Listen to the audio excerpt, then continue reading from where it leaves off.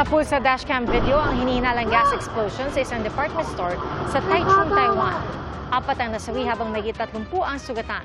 Ilan po sa kanila ang mga dayuhang turista. Nananawagan ng mabilisang investigasyon ang presidente ng Taiwan kaugnay ng pagsabog. May perfect date spot sa Sorsogon at tila location para sa isang romantic movie ang kanilang Valentine's setup sa Kapitolyo.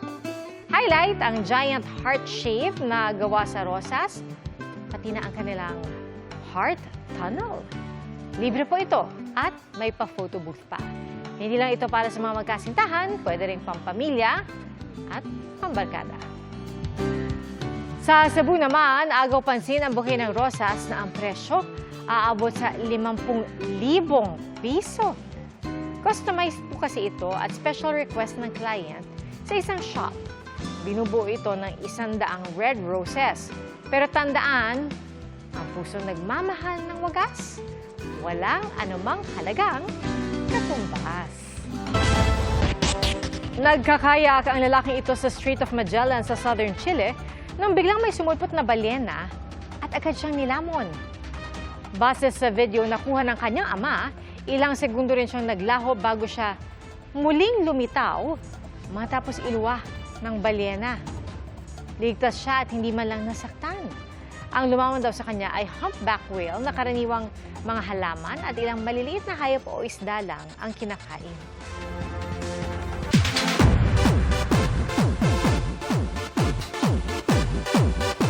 Full of love ang ilang kapuso couple na magkasamang nag-celebrate ng Araw ng Mga Puso. At hitting like an earthquake naman ang bagong album ni Jisoo. Ating saksihan.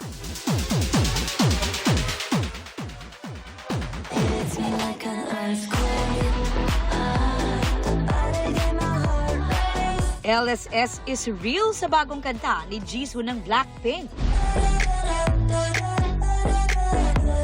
Muling niganig ni Jisoo ang K-pop world sa bago niyang hit na Earthquake. Serving looks and dance moves ang K-pop singer and actress sa kanyang latest music video na nakamahigit 4 million views in 6 hours. Bahagi ito ng solo album ni Jisoo na Amortage. All-out support sa kanyang solo comeback ang kapwa Blackpink girls na sina Jennie, Rosé at Lisa. The Kapuso global fashion icon is in her 40s era. Pero para kay Heart Evangelista, becoming 40 is just like turning 20. But with earlier bedtime and better decisions. Puno ng class and elegance ang kanyang party. Mula sa champagne fountain hanggang sa cakes. Spotted din dyan si Bea Alonzo na enjoy sa celebration. Busy man ang schedule, wala yan sa Kapuso couple na sina Gabby Garcia at Khalil Ramos na ipinagdiwang ang kanilang 8th Valentine's Day na magkasama. Kilig is real kay Gabby sa hinandang midnight and lunch date ni Khalil. Ang Team Isabel naman sa concert ng The Script nag-celebrate. ×2 ang kilig sa comment ni Isabel na nagpapasalamat kay Miguel dahil araw-araw daw niyang ipinararamdam ang Valentine's Day. Extra special naman ang V-Day para kay Jillian Ward sa kanyang 2 date. Si Rahil Birria na dating co-star ni Jillian sa Abot Kamay na Pangarap, sinorpresa siya with a rose. Si Michael Sager nakatambal naman ni Jillian ngayon sa may Ilonggo Girl, literal na sweet ang handog na donut na may kasamang salad. Pero kung ang iba kanya-kanyang pa-sweet ngayong araw ng mga puso, isa lang naman ang tanong ni David Licauco. Wait, ano yung Valentine's? Umani ng libo-libong likes ang post ni David sa social media.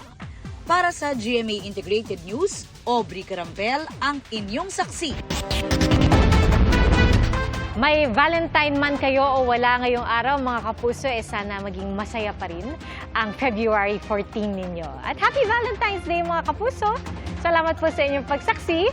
Ako si PR Kanghel para sa mas malaking misyon at sa mas malawak na paglilingkod sa bayan. Mula sa GMA Integrated News, ang News Authority ng Pilipino. Hanggang sa Lunes, sama-sama po tayong magiging saksi!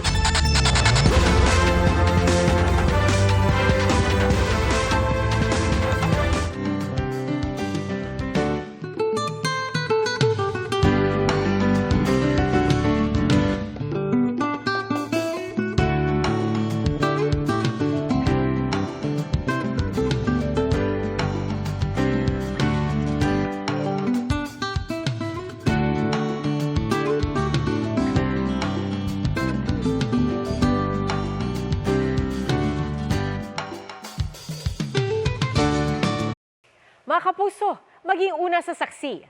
Mag-subscribe sa GMA Integrated News sa YouTube para sa iba't ibang balita.